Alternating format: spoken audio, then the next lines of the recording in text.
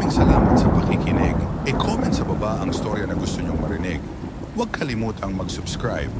Ko si Mia, isang virtual assistant na halos 24 sa 7 araw na nakadikit sa laptop.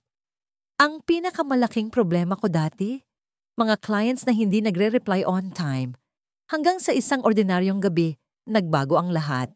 Nasa harap ako ng laptop, nagtatype ng mabilis para sa isang urgent project. 3:00 na ng umaga, pero deadline ng client ko sa US. Kapilang ang kalaban ko sa antok. Bigla, kumidlat sa labas. Akala ko ulan lang, pero sumunod, nawalan ng kuryente ang buong building. Ang tanging ilaw na natira ay ang mahinang glow ng laptop ko at cellphone. May narinig akong malakas na sigaw sa labas. Akala ko, away lang. Pero nang tingnan ko sa bintana, nakita ko ang isang babae na tumatakbo, duguan. Sa likod niya, may humahabol. Isang lalaki. Pero, mali ang galaw. Parang sira ang mga joints. At ang mata, puti. Bumukas ang pinto ng kapitbahay ko. Si Aling Nena, matandang mag-isa sa unit sa tapat. Tulong! May nananakit! Sigaw niya. Pero bago pa ako makasagot, may sumunggab sa kanya mula sa madilim na hallway. Nakita ko kung paano kinain nito ang leeg ni Aling Nena. Dugo. So much blood. Agad kong sinara ang bintana at binuksan ang phone. Walang signal, pero may notification ng news app. Emergency alert.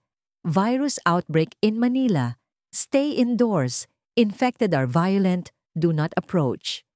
Nanginginig ako. Zombies? Seriously?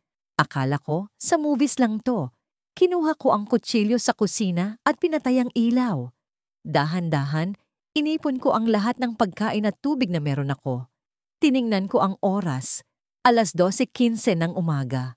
Sa labas, naririnig ko ang mga ungol at mga sigaw ng mga taong namamatay. Ako, bulong sa sarili. Virtual assistant lang ako. Hindi ako action star, pero kung kaya kong i-deal ang mga toxic na clients, kakayanin ko to. Ang tanging tunog sa madilim na kondo ko ay ang malakas na tibok ng puso ko.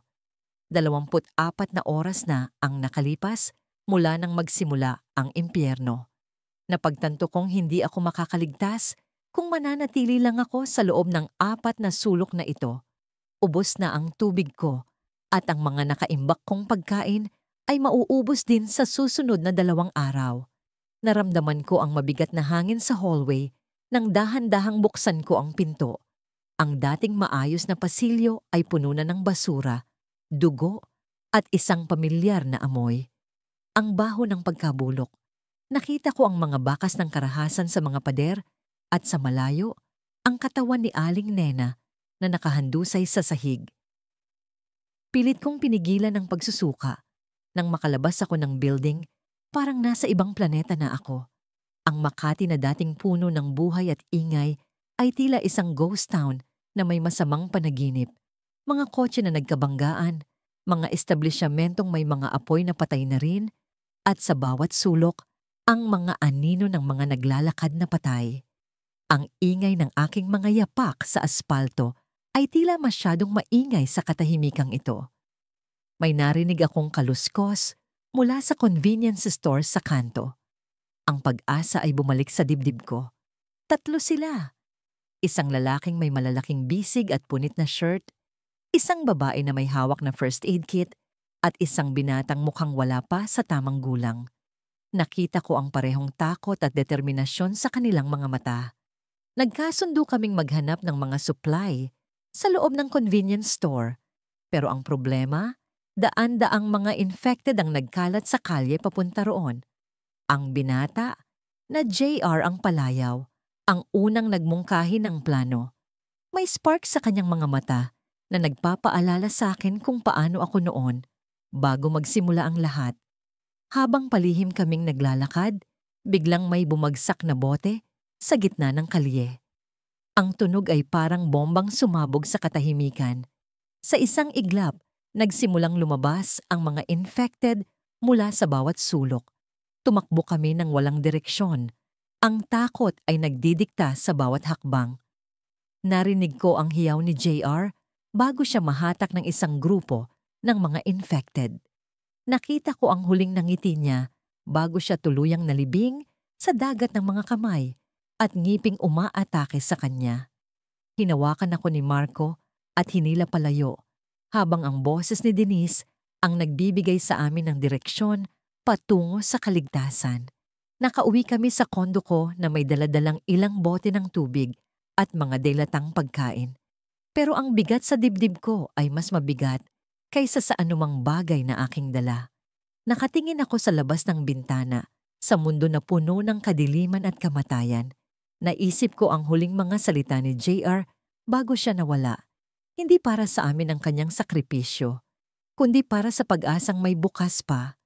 Puno na ng mga bakas ng digmaan, basag na bintana, mga pader na may marka ng dugo, at ang patuloy na amoy ng kamatayan. Tatlo na lang kami ni Marco at Denise. Si Jair, ang unang sakripisyo. Ang mga zombie sa labas ay parang alon. Patuloy na dumarami, patuloy na sumusugod. Wala na kaming pagkain, wala ng tubig.